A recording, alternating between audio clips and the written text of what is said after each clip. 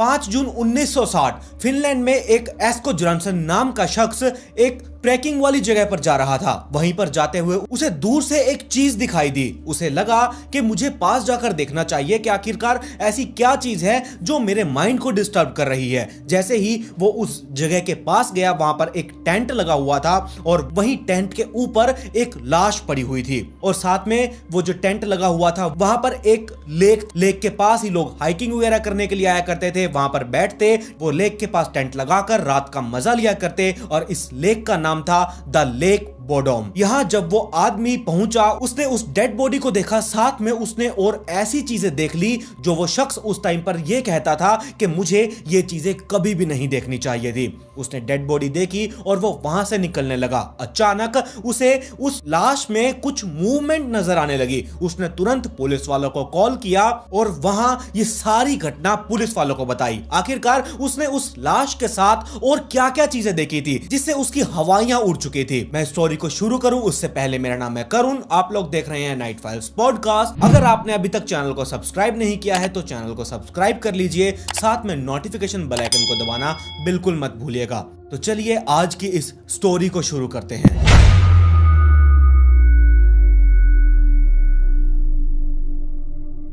4 जून 1960 Finland. यहाँ एक lake है, यहाँ पर लोग आया करते थे, रात को टेंट वगैरह लगाते और मौज मस्ती किया करते थे। और इसी दिन 4 लोग मौज मस्ती करने के लिए आए थे। ये चारों टीनेजर्स थे, जिनमें से ये 2 लड़के 18 साल के थे और जो इनके साथ 2 लड़कियां थी ये 18 साल से कम की थी, नेल्स गुस्टेंसन और सेपो बॉयसमैन। और इन दोनों के साथ इन दोनों की गर्लफ्रेंड्स भी थी। एक लड़की का नाम टुलेकी मैकी था और दूसरी लड़की का नाम एमिली जॉर्गलन था। और जब ये चारों लोग कैंपिंग के लिए अपने घर से निकल चुके थे, वहां से निकलने के बाद ये चारों लोग रास्ते में कुछ खाने पीने की चीजें लेने लगे। और जो वहां के एस्पो के लोकल्स लोग थे, ये लोग इन चारों लोगों को बड़ी ही देर से लगातार घूरते जा रहे थे। और ये कोई ज्यादा सोचने समझने वाली बात नहीं थी। ऐसा क्यों? क्योंकि यहां कैंपिंग करने के लिए द लेक बोडोम पर ज्यादातर बड़े लोग ही आया करते थे। ये लोग आते थे, यहां पर स्विमिंग करते, फिशिंग करते और अपना खाते पीते एंजॉय करते और वापस चले जाया करते। अब ये चारों लोगों ने खाने पीने का सामान लिया। सामान लेने के बाद ये उस जगह पर पहुंचे। ये जगह चूज नेल्स ने की थी, क्योंकि नेल्स पहले भी यहां पर कई बार आ चुका था। यहां पहुंचने के बाद इन चारों लोगों ने पहले तो अपना टेंट लगाया। टेंट लगाने के बाद सेपो और नेल्स अपना खाने पीने के लिए बैठ गए और जो इनकी दोनों की गर्लफ्रेंड्स थी, ये दोनों उस लेक में गई। आराम से ये स्विमिंग करने लगी। ऐसे ही स्विमिंग करते हुए अब ये जो सेपो और नेल्स थे, ये दोनों आराम से बातचीत कर रहे थे। ये अपना खा पी रहे थे, ड्रिंक कर रहे थे। और वो जो इनकी गर्लफ्रेंड्स थी, ये स्विमिंग कर थक कर वापस से आई। इन्होंने अपने कपड़े चेंज वगैरह किए, थोड़ा बहुत खाया और वापस टेंट में गए और जाकर आराम से सो गए। तब तक यहां बहुत रात हो चुकी थी और जो ये लोग यहां पर पहले से अपना मौज मस्ती कर रहे थे, इन्होंने अपना टेंट उतारा और सारे के सारे रात तक अपने अपने घर जा चुके थे। यहां पर ये लोग बचे थे तो ये सिर्फ 4 टीनेजर्स लोग थे, ये सेपो, नेल्स और इन दोनों की गर्लफ्रेंड्स। जब ये दोनों लड़कियां अपने टेंट में सोने के लिए चली गई और कुछ देर बाद यहां नेल्स को अब नींद आने लगी थी। नेल्स भी वहां से उठा और अपने टेंट में सोने के लिए चला गया। यहां सेपो थोड़ा सा डिस्टर्ब हो रहा था, उसे नींद नहीं आ रही थी। नेल्स ने टेंट के अंदर से ही आवाज लगाकर पूछा कि सेपो तुम्हें क्या हुआ है, तुम ज्यादा सोच में लग रहे हो, क्या चक्कर है? तो यहां सेपो ने कहा कि मुझे नींद नहीं आ रही, कुछ ऐसी बातें हैं जिसकी वजह से मैं सो ही नहीं पा रहा हूं। तो सेपो ने नेल्स को यह कहा कि मैंने यह फैसला किया है कि मैं लेक के अंदर जाऊंगा और वहां जाकर फिशिंग करूंगा। नेल्स को यह अच्छा लगा। नेल्स भी सेपो के साथ गया। वहां पर ये दोनों जाकर फिशिंग करने लगे। फिशिंग करते करते इन दोनों ने बहुत सारी बातें की, अपने फ्यूचर के बारे में, पास्ट की सारी बातें की। और ऐसे ही बातों बातों में ये बियर भी पिए जा रहे थे और फिशिंग भी कर रहे थे।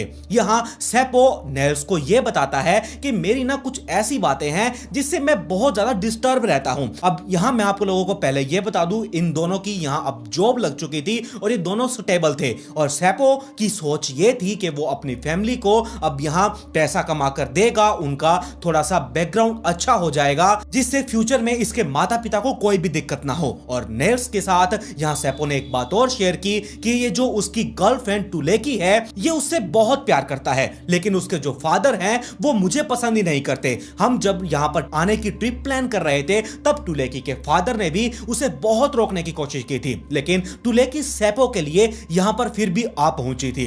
अब यहाँ नेल्स सेपो को बताने लगा कि ये सब कुछ आम बात है, इस दुनिया का कोई भी फादर अपनी बेटी के बॉयफ्रेंड को पसंद ही नहीं करेगा, ये बहुत नॉर्मल बात है, तुम ज्यादा इस बारे में मत सोचो। अब देखा जाए इन दोनों की बातें करते हुए रात के 2 से 2:30 बज चुके थे, टाइम बहुत हो चुका था। ये दोनों फिशिंग से वापस आए, अपने टेंट में गए और आराम से जाकर ये दोनों सो चुके थे। लेकिन नेल्स को इस बात का बिल्कुल भी नहीं पता था कि जो उसका बेस्ट फ्रेंड सेपो है उससे इसने लास्ट बार उसने अपने फ्रेंड के साथ बातचीत की है। ये दोनों ऐसे ही बातचीत करते हुए अपने टेंट में सो गए और यहाँ नेक्स्ट डे आ चुका था, यानी कि 5 जून 1960 का। इस दिन नेल्सन की आंखें खुली, वो भी हॉस्पिटल के अंदर। जब नेल्सन की आंखें खुली उसके आसपास बहुत सारे डॉक्टर्स, नर्सेज, उसकी मां मौजूद थे। नेल्स कुछ बोलना चाह रहा था, पूछना चाह रहा था, लेकिन वो कुछ भी बोल नहीं पा रहा था। उसकी बॉडी में इतने ज्यादा घाव थे, उसे इतना ज्यादा पेन हो रहा था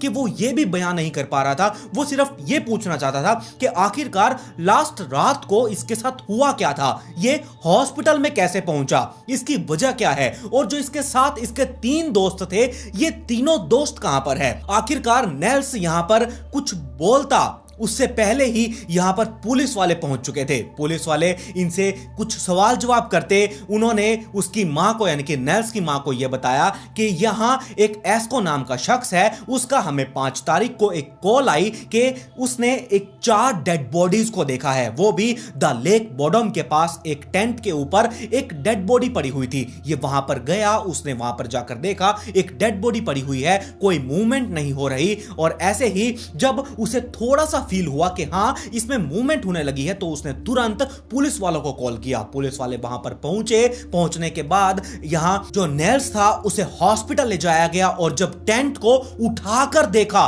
तब उस टेंट के अंदर 3 लाशें पड़ी हुई थी, एकदम खून से लथपथ, उनके दांत बाल अलग अलग जगह पर बिखरे हुए थे। किसी को कुछ भी समझ में नहीं आ रहा था कि यहां आखिरकार हुआ क्या है। सिर्फ उस जगह को, उस क्राइम सीन को देखने पर एक ही चीज पता चल रही थी, वो ये कि जिस शख्स ने भी इन चारों के ऊपर हमला किया है उस शख्स ने टेंट के ऊपर से ही इन चारों के ऊपर तेज धार हथियार से वार किया है। तो यहां जो नेल्स था वो सिर्फ यही पूछना चाहता था कि आखिरकार उसके दोस्त कहां है। वो 18 साल का लड़का, उसके ऊपर इतने जख्म, कुछ बोलने की हालत में नहीं है और सिर्फ उसे यह चिंता सताई जा रही है कि उसका बेस्ट फ्रेंड, उसकी गर्लफ्रेंड और उसकी गर्लफ्रेंड की बेस्ट फ्रेंड, ये तीनों लोग कहां पर है। तो अचानक से नेल्स के मुंह से आवाज निकली और उसने नर्स से पूछा कि मेरे तीनों दोस्त कहां पर हैं। तो उस नर्स ने एक ही बात कही कि ये तुम्हारे तीनों दोस्त यहां पर नहीं हैं। तो ये चीज नेल्स अब बहुत अच्छे से समझ चुका था कि तुम्हारे तीनों दोस्त यहां पर नहीं हैं। नर्स के ये कहने का मतलब क्या था।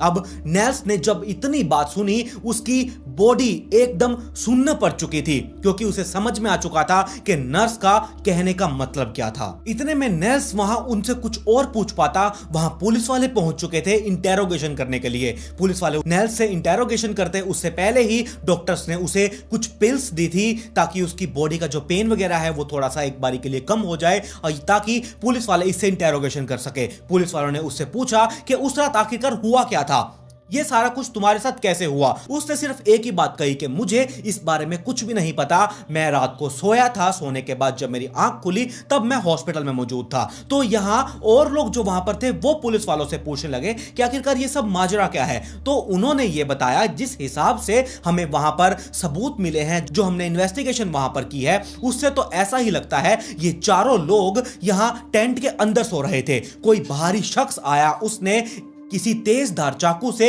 इन सभी के ऊपर वार किया। लेकिन यहां डॉक्टर्स ने एक बात कही थी, नेल्स के ऊपर किसी और भारी चीज से, पत्थर से या फिर उस जैसी चीज से वार किया है, क्योंकि नेल्स की बॉडी के ऊपर एक भी चाकू से मारे जाने का निशान नहीं था। यानी कि उन तीनों लोगों के ऊपर ही चाकू से वार किए गए थे। लेकिन आखिरकार क्यों, इसकी वजह क्या थी? पुलिस वालों ने यह भी बताया कि जब इन चारों लोगों के ऊपर वार किए जा रहे थे तो इन लोगों ने इसे बहुत बचने की कोशिश की थी। ऐसा क्यों? क्योंकि जो चाकू मारे जाने के निशान थे उनकी बॉडीज के ऊपर वो आधे टेढ़े तिरछे निशान थे, क्योंकि जब कोई चाकू मारता है वो एकदम सीधा मारता है, चाहे वो इस तरीके से मारे चाहे वो ऊपर से छाती के ऊपर मारे। लेकिन जब उन्होंने उन डेड बॉडीज का पोस्टमार्टम किया था, इसमें यह साफ पता लग रहा था कि ये जो चाकू मारने के निशान है ये आधे टेढ़े लगे हुए हैं। तो इसका मतलब यह था जब किसी के ऊपर भी पहली बार वार किया गया होगा वो एकदम नींद से उठा, होश में आया, उस शख्स से उन्होंने बहुत लड़ने की कोशिश की, लेकिन वो लोग ढंग से उस बंदे से लड़ ही नहीं पाए, क्योंकि ना तो वो शख्स उन्हें दिखाई दे पाया होगा, क्योंकि वो शख्स टेंट के बाहर से खड़े होकर उन सभी को पर वार कर रहा था। और पुलिस वालों ने साथ में यह चीज भी बताई कि ये जो नेल्स है इसके जूते उन्हें उस टेंट से थोड़ी दूरी पर, यानी कि 500 मीटर की दूरी पर जाकर जूते खून से सने हुए मिले। ऐसा कैसे हो सकता है? और वहां टेंट के पास एक उन्हें पिल्लो भी मिला जिसके ऊपर भी ब्लड लगा हुआ था। पुलिस वालों ने इन सारे ब्लड सैंपल्स को लिए, जो फिंगरप्रिंट्स उन्हें मिल सकते थे वो फिंगरप्रिंट उठाए, लेकिन वो फिंगरप्रिंट्स बाद में किसी भी काम नहीं आए। अगर कोई चीज काम आई तो सिर्फ और सिर्फ वो ब्लड सैंपल्स काम आए थे। ऐसे ही पुलिस वाले जब इन्वेस्टिगेशन कर रहे थे तो उसमें उन्हें एक चीज और पता चली, वो ये जब ये सारी की सारी डेड बॉडीज टेंट पर पड़ी हुई थी तब जो सैपो की डेड बॉडी थी वो नेल्स के पैर के नीचे थी। ऐसा कैसे हो सकता था? ऐसा बहुत इम्पॉसिबल था। और दूसरी चीज जो थी वो जो नेल्स के जूते खून से सने हुए इतनी दूर मिलना, और तीसरी चीज एक पिलो जो कि टेंट की रस्सी से बंधा हुआ था, जबकि उस रात उस पिलो का यूज किसी ने भी नहीं किया था, तो वो पिलो टेंट से बाहर कैसे गया? ये सारी चीजें पुलिस वालों को एकदम परेशान कर रही थी। और इधर जब नेल्स से कुछ पूछा जाता तब वो तो सिर्फ एक ही बात कहकर पीछे हट जाता कि मुझे उस रात की कोई भी बात याद नहीं है। यहां जब पुलिस वाले डॉक्टर्स से मिले तो डॉक्टर्स में से एक नर्स सामने निकल कर आई। उस नर्स ने पुलिस वालों को एक चीज क्लेरिफाई की, वो ये, उसने कहा कि हमारे यहां हॉस्पिटल में बहुत सारे ऐसे केसेस आते हैं जैसे कि नेल्स जैसे, जो कि ऐसी ज्यादातर चोटों के निशान उन्हीं शख्स पर मिलते हैं जो लड़ाई झगड़ा कर आए हों एक दूसरे को लगातार बहुत गहरी चीजों से जब वार किया जाता है तब ऐसे चोटों के निशान होते हैं। ये नेल्स पर शक इसीलिए किया जा रहा था क्योंकि इन चारों में से सिर्फ यही एक ऐसा शख्स था जिसके ऊपर चाकुओं से वार नहीं किया गया था, बल्कि इसके ऊपर किसी भारी पत्थर से या फिर उस जैसी चीज से वार किया गया था। यहां नेल्स बचा कैसे? अब सभी लोगों को यही बात सताई जा रही थी, सभी लोगों के माइंड में यही चीज घूम रही थी। अगर इन तीनों को मारा तो इस चौथे शख्स को छोड़ कैसे दिया? क्या नेल्स ने इन तीनों लोगों को मारा है? अगर इसने मारा है तो इसके ऊपर चोटों के निशान कैसे आए? तो कुछ लोगों का कहना यह भी था कि नेल्स ने इन तीनों लोगों को मारकर अपने ऊपर कई वार किए ताकि यह पकड़ा ना जाए। लेकिन जब नेल्स से कुछ पूछा जाता तब वो कुछ भी बोलने के लिए तैयार नहीं था। वो तो एक ही बात कहकर खत्म कर देता कि मुझे उस रात के बारे में कुछ भी याद नहीं है, मैं जब उठा तब मैं हॉस्पिटल में था। अब यहां पुलिस वाले उस जगह पर जाकर, क्राइम सीन पर जाकर और इन्वेस्टिगेशन करते हैं, वहां के आसपास के लोकल लोगों से पूछताछ करते हैं। तब वहां पर एक शख्स निकलकर सामने आया। उस शख्स ने कहा कि मैं सुबह के 8-9 बजे के आसपास इस जगह से निकला अपनी बेटी के साथ। तब मैंने यहां पर एक टेंट भी देखा था और यहां एक डेड बॉडी भी देखी थी। डेड बॉडी तो क्या थी, वो उस टाइम पर थोड़ी बहुत मूव कर रही थी। तब मुझे लगा कि यहां पर कोई भयंकर मार कुटाई हुई है, ये उसी का नतीजा है। मैंने इस चीज को इग्नोर किया और मैं वहां से वापस चला गया। तो पुलिस वालों ने और लोगों से पूछताछ की तो वहां पर और 3 टीनेजर्स लोग मिले। उन लोगों से पूछताछ करने पर उन बच्चों ने यह बताया, हां हमने भी उस दिन सुबह 5 जून 1960 के 10 बजे के आसपास, सुबह 10 बजे के आसपास हमने भी इस टेंट को देखा था और इस एक शख्स को भी देखा जो कि टेंट के ऊपर अधमरी हालत में पड़ा हुआ था। हमें लगा कि यह मारपीट का नतीजा है, हम इस झमेले में नहीं पड़ेंगे, तो वो लोग भी यहां से उठकर चले गए। लेकिन सबसे हैरान कर देने वाली बात यहां पर यह थी, एक शख्स अधमरी हालत में पड़ा हुआ था, खून से लथपथ था, जबड़ा टूट चुका था, उनके बाल नोच लिए गए थे, सारे के सारे दांत जमीन पर पड़े हुए थे, टेंट एकदम खून से लथपथ था। लेकिन किसी ने भी, जिन जिन लोगों ने इन्हें देखा था, किसी ने भी इसकी मदद करने तक की कोशिश नहीं की। पुलिस वाले जब ऐसे ही लोकल एस्पो लोगों से पूछताछ कर रहे थे तब उन्हें वहां पर 2 लड़कियां मिली, हेकी और कलेवी। ये दोनों 16 साल की लड़कियां बर्ड वॉचर थी। इन दोनों लड़कियों ने पुलिस वालों को कुछ नई चीज बताई। पहले तो इन दोनों लड़कियों ने यही बताया जो कि पिछले लोगों ने बताया था कि हमने यहां पर टेंट देखा, बहुत बुरी हालत में था, एक उसके ऊपर शख्स पड़ा हुआ था, खून से लथपथ था, टेंट के पास 2 बाइक्स खड़ी हुई थी। और यहां पर उन्होंने यह बताते हुए एक चीज और बताई कि हमने इस जगह पर एक एडल्ट शख्स को देखा था जिसकी उम्र करीब 25 से 35 साल के आसपास रही होगी। उसके बाल थोड़े से घुंघराले थे, भूरे बाल थे, उसने डार्क कलर की पैंट और ब्राउन कलर की एक जैकेट डाली हुई थी।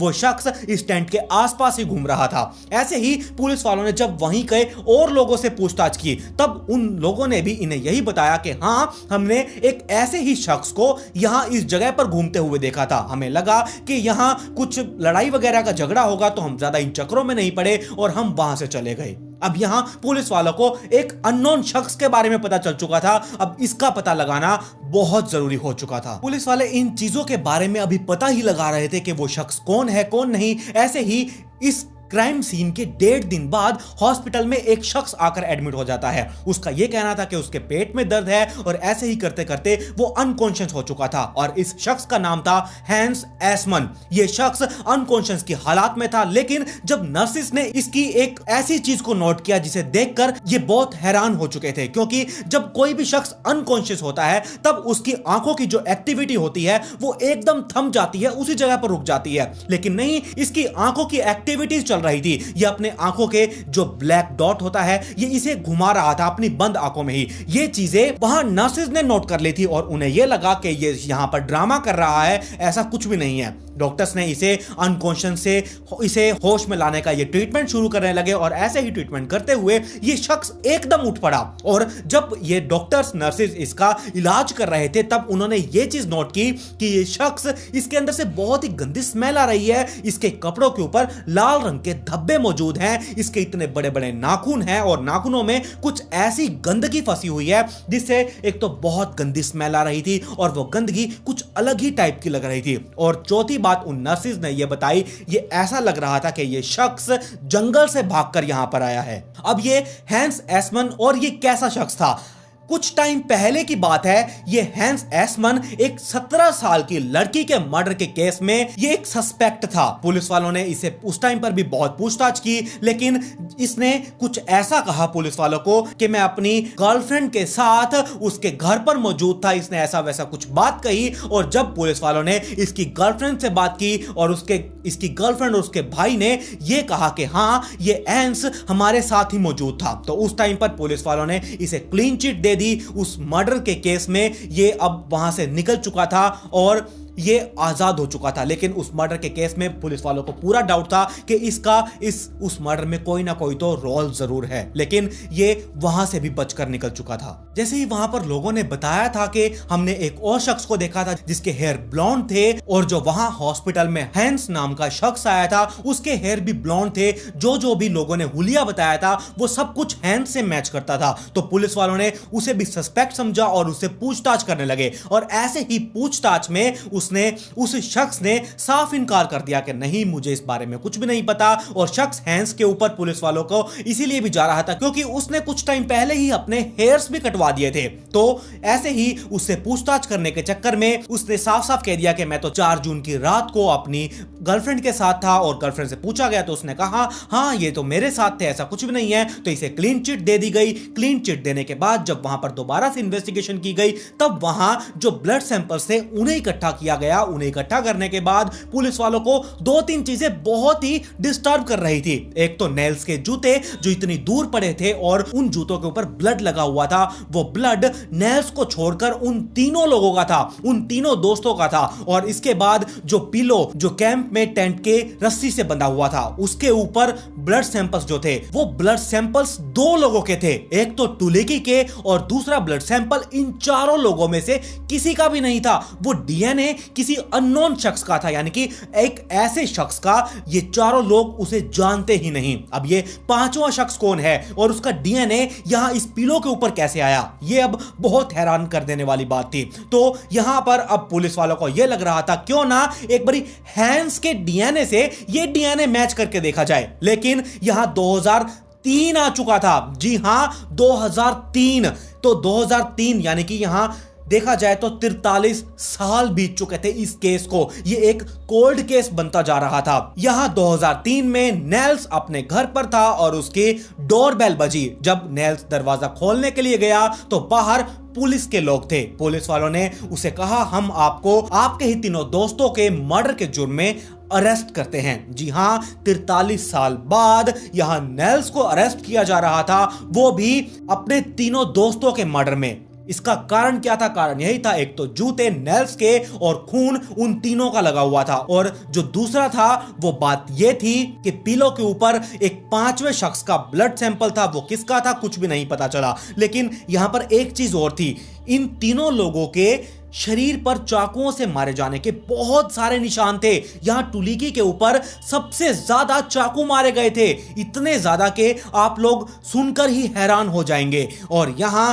जो नेल्स था वो कैसे बच गया? पुलिस वालों को यह डाउट बहुत ज्यादा खटक रहा था, और पुलिस वालों को यह भी लग रहा था, जो बहुत से लोगों ने यह कहा है कि वहां पर एक अननोन शख्स को देखा गया था। वो अननोन शख्स कहीं ये नेल्स ही तो नहीं, इसी ने तो काम ये नहीं किया। लेकिन अब यहां पर बात यह थी, अगर नेल्स ने ये सब कुछ किया होता तो उसका जबड़ा कैसे टूटता, उसके इतनी गहरी चोटें कैसे लगती, ये समझ में नहीं आ रहा था। ऐसे ही करते करते अब पुलिस वालों को यह लगा, जो उस पिलो के ऊपर ब्लड सैंपल मिला था जो अननोन शख्स का था, वो ब्लड सैंपल हैंस के ब्लड सैंपल से मैच करवाना चाहिए। लेकिन यहां तो जो हैंस था वो कुछ सालों पहले इस दुनिया को छोड़कर जा चुका था। यहां समझ ही नहीं आया कि अब हैंस के ब्लड सैंपल से कैसे इसे मैच किया जाए। तो यहां हैंस के बेटे ने पुलिस वालों का साथ दिया। वो भी जानना चाहता था कि उसके पिता इस क्राइम में इन्वॉल्व थे भी या नहीं। तो उसने अपने पिता का एक चश्मा पुलिस वालों को दिया और कहा कि आप लोगों को मेरे पिता का डीएनए यहां इस चश्मे के ऊपर जरूर मिल सकता है, आप एक बार इस चश्मे को चेक जरूर करना। और हैंस का बेटा यहां पर सही साबित हुआ। उस चश्मे के ऊपर से हैंस का ब्लड सैंपल मिल चुका था। जो डीएनए वगैरह होता है, चाहे बाल ले लीजिए चाहे कोई भी चीज ले लीजिए, वहां उस शख्स का डीएनए वो मिल जाता है। तो ऐसे ही वो उस डीएनए से उस पिलो के डीएनए को मैच किया गया, ब्लड को मैच किया गया। लेकिन ये ब्लड हैंस का था ही नहीं। तो ये अभी भी एक मिस्ट्री बना हुआ था कि ये ब्लड कौन से शख्स का है, किसने इन चारों लोगों को मारा था, या फिर 3 लोगों को मारा था या चौथे को मारने की कोशिश की थी। यहां एक और शख्स सामने निकल कर आया, वालू गेलस्ट्रॉम। इसके बारे में पुलिस वालों ने वहां लोकल एस्पो के लोगों से बहुत पूछताछ की, और ये इसे हर कोई जानता था वहां पर। क्यों? क्योंकि एक तो ये बहुत ज्यादा शराबी था, 24 घंटे शराब पीता रहता लोगों से। जब इसके पास पैसे खत्म हो जाते तो लोगों से पैसे वगैरह मांगता, खाना मांगता, दारू मांगता, ये सारी चीजें करता। लेकिन ये पता चला कि 1969 में वालू गेलस्ट्रॉम उस लेक में, यानी कि जो द लेक बोडोम था, उसमें ये कूद गया और इसने अपनी जिंदगी से मुक्ति पा ली। जी हां, इसने खुद को खत्म कर लिया था। अब यहां एक डाउट यह भी था कि ये वही शख्स तो नहीं जिसने ये सारे मर्डर किए और फिर बाद में इसने ये सब कर लिया। और ऐसे ही इन्वेस्टिगेशन में एक चीज और पता चली थी कि वालू गेलस्ट्रॉम ने अपने एक निजी दोस्त को यह कहा था कि ये सारा कुछ उसने किया है। लेकिन ये प्रूफ कैसे हो पाएगा, कुछ नहीं पता चल सकता, क्योंकि अब ये भी इस दुनिया को छोड़कर जा चुका है। लेकिन जब वालू गेलस्ट्रॉम की पत्नी से पूछताछ की गई, उसने कहा कि अगर आप घर है आप चेक कर सकते हैं, अगर आपको इसकी कोई चीज मिलती है तो देख लीजिए। 2003 में यहां डीएनए वगैरह चेक करने की बहुत सारी चीजें आ चुकी थी। अब उस डीएनए को वालू गेलस्ट्रॉम के डीएनए से मैच किया जाना था, लेकिन उसका डीएनए तो आज तक मिल नहीं पाया। और वो जो नेल्स था उसे अरेस्ट कर लिया गया था, लेकिन 2005 में उसे यह कहकर रिहा कर दिया कि भाई वहां लोगों का बयान यह भी था कि उन्होंने एक अननोन शख्स को देखा था जिसकी उम्र 25 से 35 साल के आसपास की थी, लेकिन ये तो सिर्फ 18 साल का था। बस इसी बिहाफ पर नेल्स को छोड़ दिया गया और ये जो केस है ये कोल्ड केस बन चुका है, यानी कि अनसॉल्व्ड मिस्टीरियस केस ये बन चुका है। तो ये आज भी मिस्ट्री बनी हुई है कि इन तीनों लोगों की जान, यानी कि सेपो, टुलिकी और मेली, इन तीनों लोगों की जान किसने ली, और ये जो चौथा बंदा था नेल्स, इसे मारना जैसे भी ये बच गया, लेकिन जिसने भी ये काम किया था ये तो चारों लोगों को मारने का किया था, लेकिन आज भी ये मिस्टीरियस बन चुकी है। तो आपको क्या लगता है कौन होगा ये, हैंस या फिर वालू गेलस्ट्रॉम या फिर नेल्स? नेल्स ने ये सब किया होगा। आप लोगों को क्या लगता है? आप अपनी राय मुझे कमेंट सेक्शन में जरूर बताइएगा।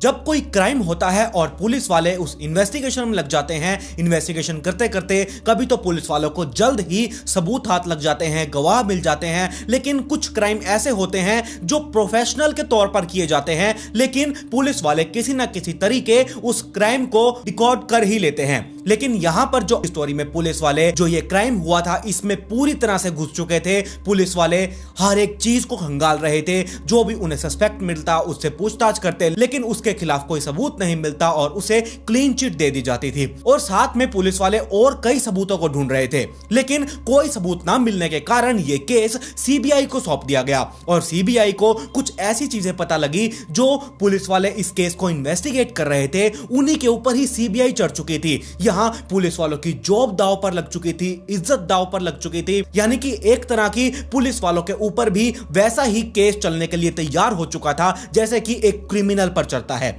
लेकिन इस स्टोरी में कुछ ऐसा अचानक हो गया कि ये सारी स्टोरी तो सॉल्व हो ही गई, लेकिन एक ट्विस्ट अलग से निकल कर आया। आखिरकार क्या थी पूरी ये स्टोरी, कैसे पुलिस वालों की जॉब दांव पर लग चुकी थी और सीबीआई वाले इनके ऊपर एक्शन लेने के लिए तैयार हो चुके थे। चलिए जानते हैं आज की इस पूरी स्टोरी के बारे में। लेकिन उससे पहले अगर आपने अभी तक नाइट फाइल्स पॉडकास्ट चैनल को सब्सक्राइब नहीं किया है तो चैनल को सब्सक्राइब कर लीजिए, साथ में नोटिफिकेशन बेल आइकन को दबाना बिल्कुल मत भूलिएगा और कमेंट में अपनी राय के साथ पिक में भी जरूर लिख दीजिएगा।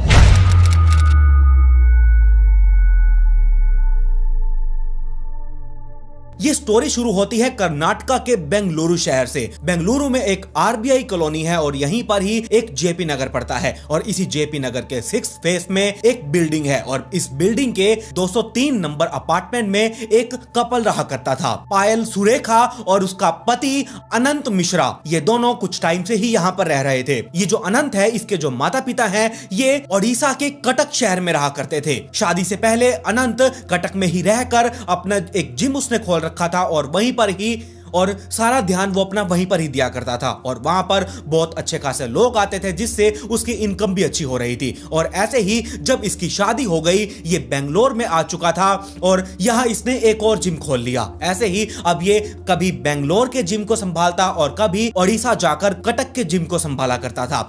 अब इसके यहाँ दो जिम हो चुके थे तो इसे दोनों जिम को देखना होता था। और यहाँ जो इसकी पत्नी पायल थी ये डेल कंपनी में जॉब कर रही थी और जब अनंत अपनी पत्नी से दूर रहता था, यानी जब ये ओडिशा जाया करता था वहां के जिम को संभाला करता था, तब ये डेली एक दो बार अपनी पत्नी से बात जरूर कर लिया करता था। और ऐसे ही इसने एक दिन अपनी पत्नी को कॉल किया, इसकी पत्नी ने कॉल ही नहीं उठाया। इसने फिर दोबारा से पायल को कॉल किया लेकिन वो फोन ही नहीं उठा रही थी। ऐसे ही करते करते इसने कई कॉल्स किए, फिर इसके दिमाग में ये आया क्या पता पायल कहीं बिजी होगी, कोई बात नहीं, जब मेरी मिस कॉल्स देखेगी तब ये फोन जरूर उठा लेगी। लेकिन ऐसे ही करते करते यहां बहुत टाइम बीत चुका था। अनंत को अब टेंशन होने लगी थी कि क्या पता नहीं ऐसी क्या दिक्कत हो गई है जो पायल अभी तक फोन ही नहीं उठा रही और उसने मेरी कॉल्स का जवाब भी नहीं दिया। इसने जहां पर पायल उस अपार्टमेंट में 203 अपार्टमेंट में रहा करती थी जो ये जिसकी बिल्डिंग थी, इसने उसके ओनर को कॉल किया। ओनर को कॉल करके अनंत ने कहा कि एक बार आप मेरे 203 नंबर अपार्टमेंट में जा सकते हैं, मेरी पत्नी वहां पर है, वो इतनी देर हो गई कॉल ही नहीं उठा रही और अगर वो कहीं बिजी होती तो उसके बाद अपना फोन जरूर चेक करती और फोन चेक करने के बाद मुझे कॉल जरूर करती, लेकिन अभी तक ऐसा नहीं हुआ है, मुझे बहुत टेंशन हो रही है, क्या एक बार आप वहां पर जा सकते हैं। उसके बिल्डिंग के ओनर ने कहा ठीक है मैं जाकर देखता हूं। ओनर 203 नंबर रूम में गया, वहां पर उसने लगातार डोरबेल बजाई, पायल को आवाजें लगाई, दरवाजे को नॉक नॉक किया, लेकिन कोई भी रिस्पॉन्स उस ओनर को नहीं मिल रहा था। ऐसे ही करते हुए उस ओनर को दरवाजे पर खड़े 15 से 20 मिनट हो चुके थे। तब उसने 203 रूम की एक डुप्लीकेट चाबी मंगवाई। डुप्लीकेट चाबी मंगवाने के बाद उसने उसका लॉक खोला और जैसे ही वो उसके अंदर गया, रूम के अंदर जाते ही ड्राइंग रूम था और ड्राइंग रूम के पास कुछ लाल रंग के धब्बे पड़े हुए थे। वो धब्बे देखकर उसे कुछ बेचैनी सी होने लगी और वो सीधा उस कमरे में बेडरूम के अंदर गया। बेडरूम के अंदर जाते ही एक औरत की डेड बॉडी पड़ी हुई थी और वो उस डेड बॉडी को देखकर ही पहचान चुका था कि ये किसी और की नहीं बल्कि पायल की ही है। तो वो तुरंत घबराहट में जल्दी जल्दी उस रूम से बाहर आया। बाहर आने के बाद अनंत मिश्रा को कॉल किया और सारी बात बताई। बात बताने के बाद उसने तुरंत पुलिस वालों को कॉल किया पुलिस वालों को ये सारी घटना बताई। घटना बताने के बाद पुलिस वाले यहां पर पहुंचे। यहां पर पहुंचने के बाद वो उस अपार्टमेंट के अंदर गए और उन्होंने अंदर जाकर देखा कि कुछ सामान बिखरा हुआ है, कुछ कबर्ड वगैरह खुले हुए हैं और यहां एक डेड बॉडी पड़ी है। फोरेंसिक टीम आई, सबूतों को इकट्ठा करने लगी। जो भी उन्हें फिंगरप्रिंट्स मिल सकते थे उन्होंने वो फिंगरप्रिंट्स उठाए और पायल के ऊपर कुछ तेजधार हथियार से कई निशान बने हुए थे और उसकी बॉडी के ऊपर उसके हाथों में कुछ बाल के छोटे छोटे टुकड़े भी थे। वहां फोरेंसिक टीम ने उन बालों के टुकड़ों को कलेक्ट किया और वहां अब सारी इन्वेस्टिगेशन चल रही थी। इतने में जब अनंत को इस बात का पता चला तब वो ओडिशा से बेंगलुरु के लिए निकल चुका था। वो 25 घंटों का सफर तय करके यहां बेंगलोर पहुंचा और तुरंत पुलिस वाले इस अनंत के पास पहुंचे क्योंकि इन्हें सीधा सीधा इसी पर डाउट हो रहा था। पुलिस वाले अनंत से पूछते हैं कि तुम आखिरकार थे कहां पर और तुम्हें कैसे पता चला कि तुम्हारी पत्नी के साथ ऐसे ऐसे हो गया है। अनंत ने सारी बात बताई। मैं हर रोज अपनी पत्नी को कॉल करता था। जब मैंने उस दिन कॉल किया तब मेरी पत्नी ने कॉल ही नहीं उठाया। मुझे बहुत घबराहट, बेचैनी हो रही थी। तब मैंने ऑनर को कॉल किया। ऑनर वहां पर गया और ऑनर ने मुझे बताया कि ऐसे ऐसे यहां पर यह सब कुछ हो चुका है। पुलिस वालों को अनंत के ऊपर तो शक था ही, तो इसीलिए उन्होंने उसकी कॉल डिटेल्स, उसकी लोकेशन हिस्ट्री, ये सारा कुछ निकालने का सोचा और ये निकलवाया भी गया। ये निकलवाने के बाद कुछ खास उसकी कॉल डिटेल्स में से नहीं निकला और जब उसकी लोकेशन चेक की गई तो जिस दिन ये क्राइम हुआ था उस दिन की अनंत की लोकेशन ओडिशा की ही थी। तो पुलिस वालों को अनंत के खिलाफ कुछ भी सबूत नहीं मिला और उसे यहां क्लीन चिट दे दी गई। उसके बाद अनंत से पूछा गया, क्या तुम्हारे बिजनेस में किसी के साथ कोई झड़प हुई थी, कोई पैसों का लेन देन था, तुम्हारा किसी के साथ कोई व्यवहार ठीक नहीं है, तो तुम हमें क्लियर बताओ चक्कर क्या है, आखिरकार कौन तुम्हारी पत्नी के साथ ऐसा कर सकता है। अब पुलिस वालों ने जो यहां पायल का मर्डर हुआ था उसकी डेड बॉडी को पोस्टमार्टम के लिए भेज दिया और यहां कुछ टाइम बाद पोस्टमार्टम रिपोर्ट आई। पोस्टमार्टम रिपोर्ट में यह क्लियर हो चुका था कि इसका गला रेता गया है और वो भी इतनी जोर से कि उसकी हड्डी तक चाकू घुस चुका था और उसकी चेस्ट पर, बॉडी पर कई तरह के मारे जाने के निशान थे। टोटल 22 से 23 निशान उन्हें कट्स के इसकी बॉडी के ऊपर मिले थे। यहां अनंत से पूछा गया कि ये सब कैसे हुआ, कैसे हो सकता है, कौन तुम्हारी पत्नी को मार सकता है। उसने शुरू से लेकर एंड तक हर एक चीज को बताना शुरू किया। हम बात करते हैं 2005 से। 2005 में यहां पायल एमएससी की तैयारी कर रही थी और इधर जो अनंत मिश्रा था ये भी बेंगलोर में इसी कॉलेज में आया था। ये दोनों आपस में मिलते हैं, इनकी दोस्ती हो जाती है और दोस्ती के साथ साथ अब ये दोनों एक दूसरे से प्यार भी करने लगे थे। जो इधर अनंत मिश्रा के पेरेंट्स थे, जो इसके पिता थे, ये तो असिस्टेंट कमिश्नर ऑफ पुलिस थे और जो इसकी मदर थी ये डेप्यूटी कमिश्नर ऑफ पुलिस थे। तो आप अनंत के माता पिता के हिसाब से ही आप आइडिया लगा सकते हैं कि इसका बैकग्राउंड किस तरह का रहा होगा। तो अनंत यहां अब ये दोनों आपस में प्यार करते थे, शादी करना चाहते थे। दोनों ने अपने अपने घर में बात की कि हम दोनों शादी करना चाहते हैं। ऐसे ही करते हुए इन दोनों के परिवार वालों ने इस शादी से इनकार कर दिया कि तुम्हारी शादी हम इनसे नहीं करवा सकते। तो यहां 2008 आते आते यहां इन दोनों ने अपने दोनों परिवारों के खिलाफ जाकर शादी कर ली और ऐसे ही शादी करने के बाद यहां दोनों के परिवार वाले एक बार तो इन दोनों से ही बातचीत करना बंद कर चुके थे। फिर एक टाइम आया, अनंत अपनी पत्नी पायल को लेकर अपने घर गया ओडिशा और वहां जो उसका जिम था उसे वो भी संभालना था और वहां इसने जिम ओपन किया। यहां पायल उसके जिम का भी साथ देने लगी और जब अनंत के माता पिता अपनी बहू पायल से मिले तब उसके स्वभाव को, उसके नेचर को देखते हुए उसके माता पिता पिघल गए। उन्हें उनकी बहू बहुत अच्छी लगने लगी क्योंकि उसका नेचर कुछ बहुत बढ़िया टाइप का ही था। वो अपने सास ससुर का अच्छे से ध्यान रखती थी, उन्हें पूजा करती थी। तो इसीलिए जो अनंत के पेरेंट्स थे उन्होंने भी अपनी बहू को स्वीकार कर लिया और ऐसे ही यहां पायल जिम में भी अनंत का पूरा हाथ बटाया करती थी और ऐसे ही धीरे धीरे करके टाइम बीतता रहा। यहां पायल की डेल कंपनी में बेंगलोर में जॉब लग चुकी थी। पायल ने अपने सास ससुर को बताया कि मेरी बेंगलोर में जॉब लग चुकी है, मुझे जॉब करने के लिए बेंगलोर में शिफ्ट होना होगा। यहां उसके सास ससुर ने बिना झिझक के हाँ कर दी कि ठीक है तुम बेटा जा सकती हो, तुम जॉब पर ध्यान दो। वो बहुत ज्यादा खुश हो चुके थे। अब वो यहां उसकी अनंत की पत्नी पायल तो बेंगलोर में शिफ्ट हो गई, लेकिन अब जो अनंत था उसे भी अपनी पत्नी की देखभाल करनी थी और इधर माता पिता की भी देखभाल करनी थी, और ऐसे ही जो इसका ओडिशा में कटक में जिम था यहां इसे भी देखना था। तो इसने तो ये बेंगलोर जाया करता, बेंगलोर जाकर इसने एक और जिम खोला।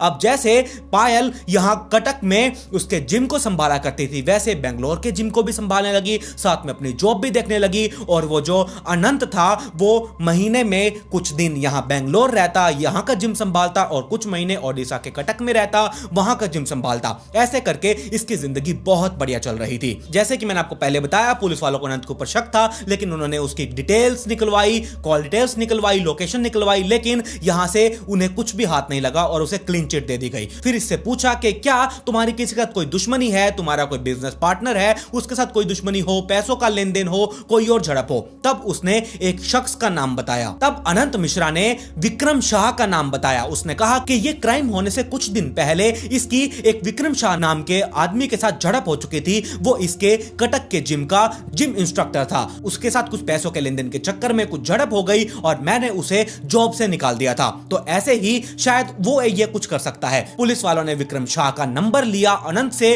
और उसकी कॉल डिटेल्स निकलवाई, उसे बुलाया, उससे पूछताछ करने लगे, उसकी लोकेशन खंगालने लगे। लेकिन पुलिस वालों को यहां भी कुछ हाथ नहीं लगा।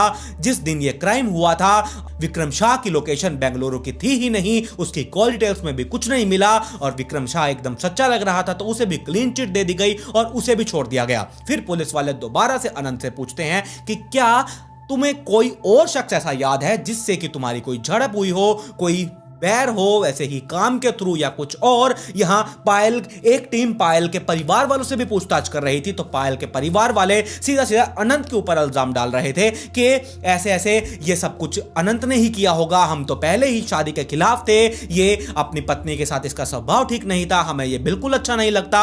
और ऐसे ही करते हुए अनंत को तो क्लीन चिट मिल चुकी थी, कुछ था नहीं अनंत के खिलाफ। तो फिर यहां पुलिस वाले अपने दिमाग में एक चीज और सोचने लगे, वो ये कि पायल के परिवार वाले भी तो ये काम कर सकते हैं, क्योंकि उसने अपने परिवार वालों के खिलाफ जाकर शादी की थी और उन्होंने अपनी इज्जत बचाने के चक्कर में अपनी बेटी को मार दिया।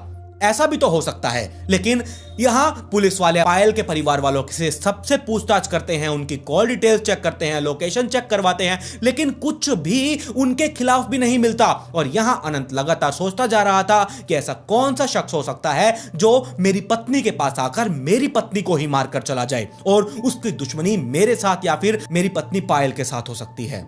फिर अनंत को एक शख्स का और नाम याद आया, जेम्स कुमार रॉय। ये 2008 में अनंत के कटक वाले जिम में ही जॉब किया करता था और उसकी कुछ झड़प हो जाने के कारण जॉब से निकाल दिया गया था। और इसे जो जॉब से निकाला गया था ये अनंत ने नहीं बल्कि पायल के कहने पर अनंत ने जॉब से निकाला था। इसका पायल का कहना यह था कि ये कुछ पैसों में घपला वगैरह करता है और साथ ही ये इसकी जो वहां जिम में लड़कियां वगैरह आती हैं उन पर इसकी बहुत गंदी नजर है। कुछ लड़कियां पायल को टोक भी चुकी हैं, तो इसी वजह से जेम्स को यहां जिम से निकाल दिया गया था। जिम से निकालने के बाद इसके कुछ हिसाब वगैरह बनता था 75,000 रुपए का, वो इसे दिए और ये चला गया। कहां गया कुछ भी पता नहीं चला। और अब पुलिस वाले उसे ढूंढने लगे थे कि आखिरकार ये जेम्स हमें कहां मिल सकता है। पुलिस वालों ने कई टीम्स लगा दी थी इस जेम्स कुमार रॉय को ढूंढने के लिए, और आखिरकार ये हैदराबाद के विजयवाड़ा में मिला। यहां से 16 तारीख को जैसे ही दिसंबर में ये उसे मिला, विजयवाड़ा में जब ये मिला इसे यहां बेंगलोर पुलिस स्टेशन में लाया गया, इससे पूछताछ की गई। इसने पूछताछ में कहा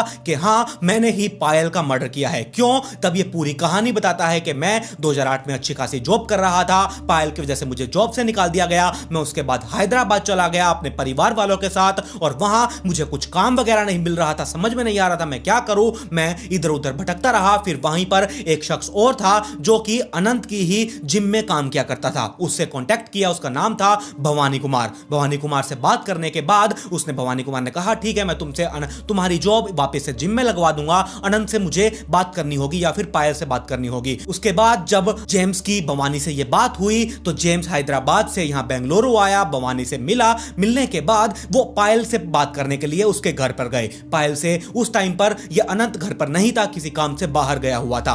भवानी अब पायल को समझाने लगा कि इसके पास खाने पीने के लिए पैसे तक नहीं है, जॉब तक नहीं है, तुम इसे वापस से इसे जिम में रख लो। तो यहां पायल ने साफ साफ मना कर दिया और भवानी और जेम्स को बहुत खड़ी खोटी भी सुनाई। इसके बाद ये वापस से वहां से निकले, भवानी अपने घर चला गया और वो जो जेम्स कुमार रॉय था ये वापस हैदराबाद चला गया। हैदराबाद जाने के बाद अब इसके दिल में बहुत ही नफरत पैदा हो चुकी थी पायल के लिए। ये कैसे भी करके अब पायल को निपटाना चाहता था। तो ये अब पता लगाने लगा कि अनंत मिश्रा कब कब घर में रहता है और कब कब बाहर जाता है या फिर कब कब ओडिशा के कटक जिम में जाता है। ऐसे ही करके ये पता लगाने लगा और 16 दिसंबर तक इसे सब कुछ पता चल चुका था कि अनंत इस टाइम पर घर पर नहीं है, ये बाहर गया हुआ है। ये हैदराबाद से बेंगलोर की बस में बैठकर बेंगलोर पहुंचा। उसके बाद ये पायल के घर पहुंचा। पायल यहां जेम्स कुमार रॉय को बहुत अच्छे से जानती थी तो उसे घर आने दिया। घर आने के बाद उसे ड्राइंग रूम में बिठाया। वो अपना दुपट्टा लेने के लिए अपने बेडरूम में जाने लगी। तो इतने में जो जेम्स था वो पायल के पीछे पीछे जाने लगा। पीछे पीछे जाते ही वो अपने साथ एक तेजधार वाला हथियार यानी कि चाकू लेकर आया था।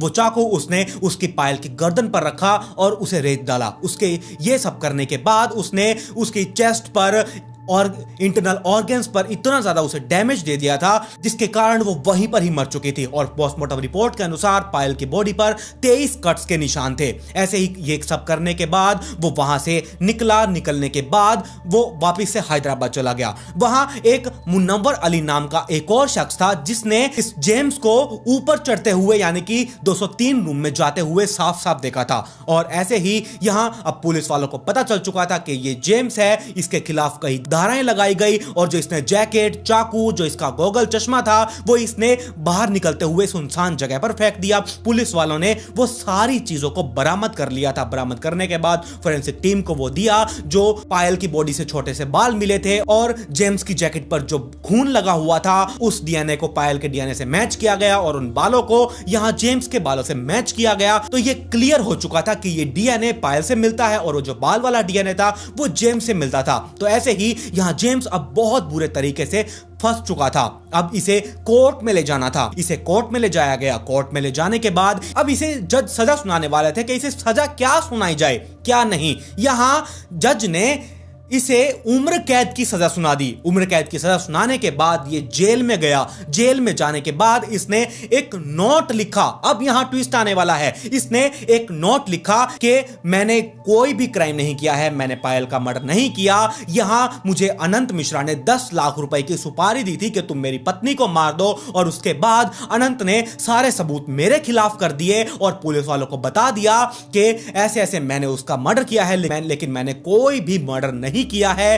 अब पुलिस वाले जो हैं वो इन्वेस्टिगेशन ऑफिसर वो भी यहां अनंत की फैमिली के साथ है क्योंकि उसके माता पिता भी पुलिस में से हैं। तो इसीलिए वो पुलिस वाले भी इसी का साथ दे रहे हैं। मैंने कोई क्राइम नहीं किया है। वो एक नोट लिखा। वो नोट लिखकर एक तो पायल के घर भेज दिया गया। पायल के घर वालों को तो पहले से ही यहां अनंत के ऊपर डाउट हो रहा था कि हमारी बेटी को अनंत ने ही मारा है। और यहां जब उन्हें वो नोट मिला वो नोट लेकर हाई कोर्ट में गए। हाई कोर्ट में जाने के बाद यहां वो नोट दिखाया और यहां पुलिस वालों से पूछताछ करने लगे। उसने ये भी कहा था कि मुझसे मारपीट करके बयान लिया गया है, ये झूठा बयान है। मुझे ये कहा गया अगर तुमने ऐसे ऐसे बयान नहीं दिया तो तेरा एनकाउंटर कर दिया जाएगा, तुझे वहीं पर ही खत्म कर दिया जाएगा। तो इसीलिए मुझे ये बयान देना पड़ा। अब ये नोट हाई कोर्ट में जज के पास पहुंच चुका था। पुलिस वालों की जज ने खूब फटकार लगाई और यह केस सीबीआई को सौंप दिया गया। सीबीआई को सौंपने के बाद सीबीआई दोबारा से इस इन्वेस्टिगेशन को शुरू करती है और यहीं पर ही ये आकर खत्म होती है जहां पर ये पुलिस वालों ने इस केस को खत्म किया था और पुलिस वालों के ऊपर भी सख्त से सख्त कार्रवाई कर रहे थे लेकिन उन्हें कुछ भी नहीं मिला। तो सीबीआई वालों ने अपने हाथ खड़े कर दिए कि नहीं, हमसे और कुछ नहीं हो रहा, यहीं पर ही केस एंड होता है, इसके अलावा हमें कुछ और नहीं मिला। यहां जो हाई कोर्ट था उसने एक और सीबीआई टीम को बुलाया और यह केस उस सीबीआई टीम को दे दिया गया। पुलिस वालों के ऊपर अब सख्त से सख्त कार्रवाई की जानी थी लेकिन पुलिस वालों ने यहां पर एक गलती कर दी थी। वो गलती यह थी, एक ऐसा शख्स था जिस पुलिस ने उस अपार्टमेंट से इस जेम्स कुमार रॉय को निकलते हुए देखा था, लेकिन पुलिस वाले यहीं पर ही एक गलती कर चुके थे कि वो जो बंदा था उसे कोर्ट में पेश नहीं किया गया गवाही के लिए। यहां इन्होंने बहुत बड़ी गलती कर दी थी। जो इन्वेस्टिगेटिंग ऑफिसर था वो स्पेशली अपने खर्चे पर उसे ढूंढने के लिए निकल पड़े। उसे पता नहीं कहां कहां पर ढूंढा गया, लेकिन वो शख्स नहीं मिला। और ऐसे ही जो सीबीआई थी उसने भी इस केस की ढंग से जांच की। यहां पुलिस वालों के कपड़े लत्ते दांव पर लग चुके थे, उनकी जॉब, रेपुटेशन, सब कुछ दांव पर लग चुके थे। उन्हें बस ये था कि कैसे भी ये केस सॉल्व हो जाए और हम यहां से इस झंझट से बाहर निकले। तो उसके बाद सीबीआई ने सारी इन्वेस्टिगेशन दोबारा की और उन्हें भी कुछ खास नहीं मिला, यही सारी चीजें मिली। सीबीआई वाले यहां इन्वेस्टिगेशन कर रहे थे और सीबीआई वाले ही जो पुलिस का इन्वेस्टिगेशन ऑफिसर उमेश था उसके ऊपर भी अब नजर रखने लगे, उसकी कॉल डिटेल्स खंगालने लगे, उसके बैंक अकाउंट्स को चेक करने लगे, कोई पैसों का लेन देन तो नहीं हुआ। और ये जो इन्वेस्टिगेटिंग ऑफिसर उमेश है ये अनंत के परिवार वालों से कब कब मिलता है, किस किस जगह पर जाता है, हर एक चीज को नोट करने लगे। लेकिन यहां सीबीआई वालों को कुछ भी खास नहीं मिला। तो जेम्स रॉय ने कर्नाटक के हाई कमीशन कोर्ट में भी एक लेटर भेजा था, वही लेटर जो उसने पायल के परिवार वालों को भेजा था। उसके साथ उसने कुछ डॉक्यूमेंट्स वगैरह भी भेजे और जब उन डॉक्यूमेंट्स की ढंग से जांच करवाई गई तब वो डॉक्यूमेंट्स एकदम फर्जी थे और इसी के बिहाफ पर यहां जेम्स के ऊपर कार्रवाई की गई। कार्रवाई के साथ साथ उसे उम्र कैद की सजा दे दी गई। यहां अब जेम्स बहुत बुरे तरीके से फंस चुका था और वो जो इन्वेस्टिगेटिंग ऑफिसर उमेश थे और अनंत मिश्रा था उनके खिलाफ कोई भी सबूत नहीं मिल पाया, वो एकदम फ्री साबित हो चुके थे। जो जेम्स था उसे सजा मिल चुकी थी और यह भी पता चला जब पायल का अंतिम संस्कार किया गया था तब पायल का पति अनंत मिश्रा और उसके माता पिता उस टाइम पर वहां अंतिम संस्कार में मौजूद ही नहीं थे। और यहां पायल के परिवार वालों का कहना यह था जब इसकी पत्नी की मौत हुई थी या जो भी मर्डर हुआ था इसके बाद इसे अपनी पत्नी की कुछ खास चिंता नहीं थी, ये तो अपने सामानों को ही ढूंढने में लगा रहा जो भी इसका सामान गायब हुआ था। और यहां जो इन्वेस्टिगेटिंग ऑफिसर उमेश थे उन्होंने कहा यह केस उनकी जिंदगी के लिए सबसे उलझा हुआ केस था, ऐसा केस उन्होंने अपनी जिंदगी में आज तक नहीं देखा। वो जल्द से जल्द इस केस से बाहर निकलना चाहते थे और वो बाहर निकल भी गए। तो यह थी पूरी स्टोरी पायल और अनंत और यहां जो उसके जिम इंस्ट्रक्टर था जिसे जॉब पर रखने के लिए सारा कारनामा रच दिया गया इसकी। आप बताइए आप लोगों को ये स्टोरी कैसी लगी? क्या आप लोगों ने पहले कभी इस स्टोरी के बारे में सुना है या फिर नहीं? मुझे कमेंट सेक्शन में जरूर बताइएगा। और अगर आज आप इस नाइट फाइल्स पॉडकास्ट चैनल पर पहली बार आए हैं तो चैनल को सब्सक्राइब कर लीजिए, साथ में नोटिफिकेशन बेल आइकन को दबाना बिल्कुल मत भूलिएगा। मेरी इंस्टाग्राम आईडी आप लोगों की स्क्रीन के ऊपर है, इसका लिंक नीचे डिस्क्रिप्शन में दिया हुआ है, जाइए और जल्दी से इंस्टाग्राम आईडी को भी फॉलो कर लीजिए। खैर पिछली वीडियो का shout out I Corp Limited को comment pick me to get a shout out in next video. मिलते हैं ऐसी ही एक और चौंका देने वाली इंटरेस्टिंग स्टोरी के साथ।